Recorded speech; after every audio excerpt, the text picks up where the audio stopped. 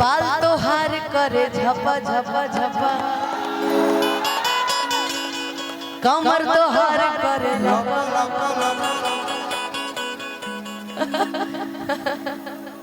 बहुत बहुत स्वागत अभिनंदन। और ये क्या नाम था?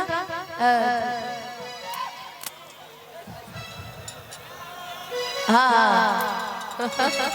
लेकिन ये गाना पे रिकॉर्डिंग तो कर दिया कि सारी भाई के गाना बहुत कम समय में बहुत, वैसे भी भाई दोनों स्टार जब आते हैं तो लकीरें खींच के जाते हैं, इसमें कोई बड़ी बात नहीं है, दोनों स्टार है अपने में, है ना जी। लेकिन आपको देख के एक लाइन कहेंगे भाई, बहुत देर से हम डांस वाला गाना गा रहे हैं इसलिए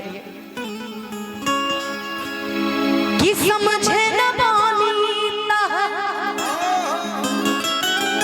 अरे असली गिराना कि रूपवा के जाल में धरा गई निराला कि समझे न बानीता अरे असली गिराना कि रूपवा के जाल में धरा गई निराला। मुकेश भैया जिससे मुझे नफरत है ना, दोबारा दिखाइएगा नहीं कभी, उनका से बेसी एटीट्यूड हमरा बिलीवा हम ही हमरे चिड़िया हमरे बिली हम इसे में आऊं हैं। बनाने में जिसको जमाने लगे हैं वही आज हमको सिखाने लगे हैं, कि बनाने में जिसको जमाने लगे हैं वही आज हमको सिखाने लगे हैं, और जिनको बताया कि चलना संभल संभल कर वो हवा में कबूतर उड़ाने लगे हैं। पेड़ पर don't accept it from this behaviour, बहुत ज्यादा डिस्टर्ब में होता। ओके कह दीजिएगा कि समझे न पानी तहर अरे असली इरादा रूपवा के जाल में धरा गई दादा। मैं चाहती तो मैं तभी जवाब दे देती, लेकिन जानते मैं क्यों चुप हो गई? क्योंकि मेरी माँ ने सिखाया है कि जब दुश्मन भी सामने हो तो प्यार से बात करो, कोई भी रहे।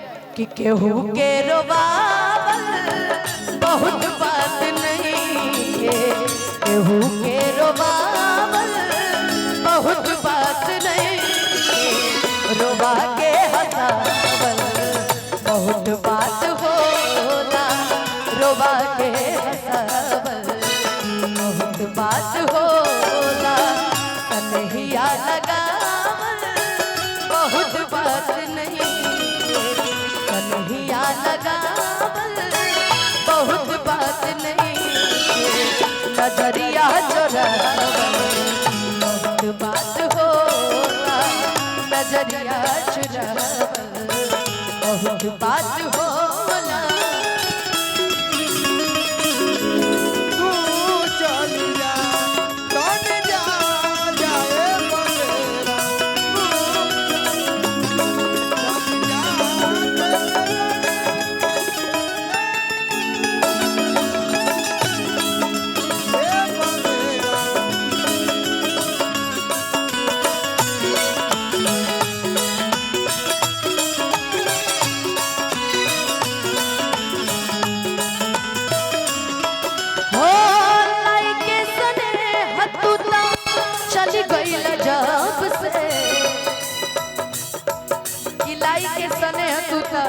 चल गई ना जब से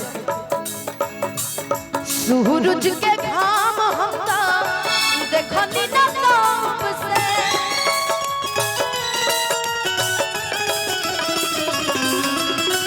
भैया रउआ हिंदी के मास्टर बन गए, तमाज जान गए, रउआ पूरा गाना धुन इतना सुंदर लगा था, लेकिन हमारे को बात सुनी जियो खान साहब स्टोरी पर बात शत्रुघ्न भैया